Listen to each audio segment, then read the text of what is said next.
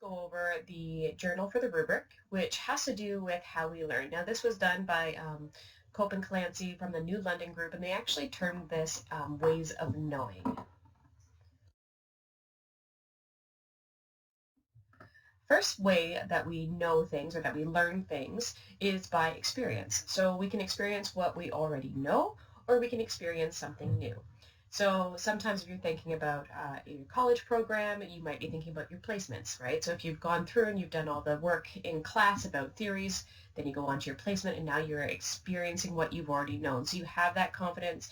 It's a new situation, so that's something new, but you have a lot of what you know. And that's the best type of learning, is when you have a chunk of what you already know and what you've already experienced, and then a chunk of something new and getting a chance to try out some of your knowledges. Another way that you can look at it is by making connections. So if, for example, you have done a lot of cooking in the past and then now all of a sudden you're walking into a lab, you can see some of the similarities between them. So for example, you know when you're cooking that there is a process. When you're in a lab, there's going to be a process that you need to follow. There's different safety equipment that you need to consider. So when I'm in a kitchen, I'm going to make sure that I have my oven mitts ready and my spatula and that type of thing. When I'm in the lab, I'm going to make sure that I have my, my protective eyewear, my gloves, mask if I need it. If I'm on the construction site, I'm going to make sure that I have my hard hat, my vest, so I'm visible, right? So we can use our other experiences as well, find similarities between the new thing, and that'll give us confidence to move forward. So in your journal, you're going to see that the very first one is the advantages and disadvantages of written communication. And we've all experienced written communication in one form or another. So when we're saying written communication, we're not necessarily saying grabbing a pen and paper and writing out things. That being said, sometimes that is exactly what we do if I'm doing a to-do list, or I have different post-its all over my desk here. So sometimes it is pen and paper. Other times it's a text message. It could be an email. It could be writing out things on an application, right? So we've got lots of different times that we've experienced written communication. So that's what, when you're starting this journal, I want you to think about. You don't have to necessarily write anything down yet, but just think about the different ways you've experienced written communication, right?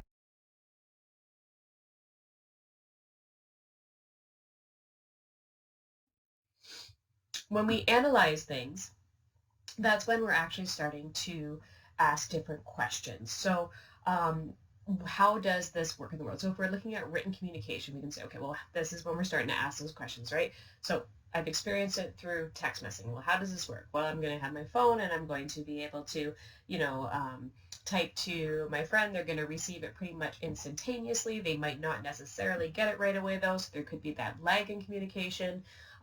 There's different short forms that we use to kind of minimize how many characters that we're sending, right? There's also analyzing critically for this journal. There's not a whole lot of that, but it's when you kind of look at what's the underlying purpose of this thing. So for example, when we watch TV or watch YouTube videos, you're going to have different commercials. Well, chances are they're trying to persuade you to do something. So there's this underlying purpose, and we can ask questions to try to understand what it is that's going on in this message or in this form of communication. So when we're looking at our journal, you'll see that in all of them I've provided different prompts. So for this one, I have, what's one advantage of written communication that you think is the most powerful?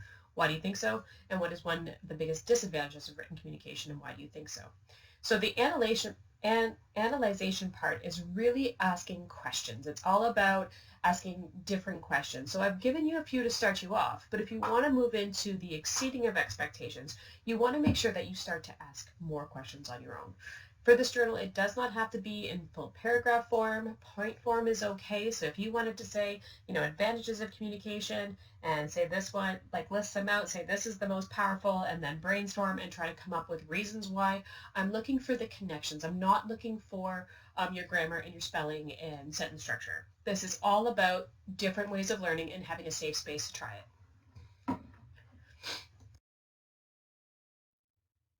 The other one is by conceptualization. So language itself is a very powerful tool. It allows us to immediately get an understanding of things. So for example, if I say to you eyes, ears, mouth, and nose, you might have automatically envisioned those different parts of a body. You might have envisioned it on maybe your pet dog, if that's what you've been recently interacting with. Or in my case, my brain automatically goes to head and shoulders, knees, and toes because I have little kids at home. So when I'm saying eyes, ears, mouth, and nose, that's where my brain goes. And that's another reason why we have to be careful with the words that we choose and how we frame things.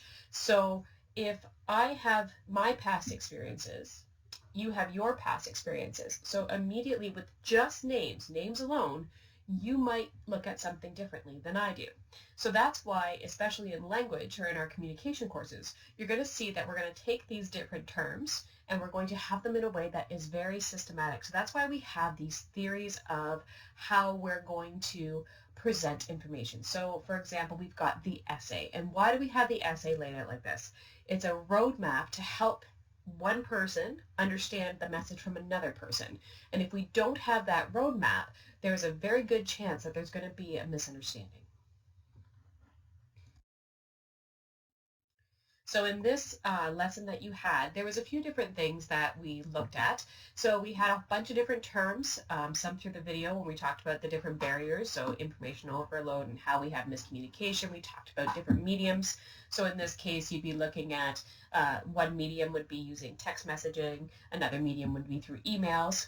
But this is an opportunity for you to start to use some of this jargon, so some of this communication terminology in context, because if you do that, it'll help you get a better understanding as well.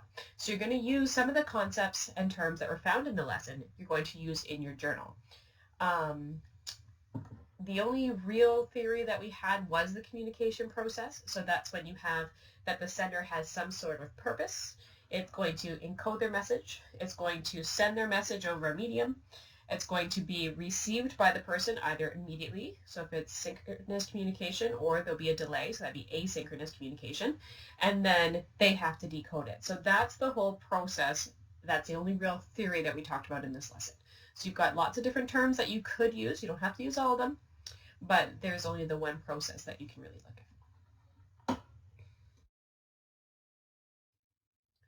The next thing is actually applying the information. So you get new information and then you're going to use it. And you can use it either how it's expected. So sometimes, Cope and Clancy, they say that's like getting it right on a test, right?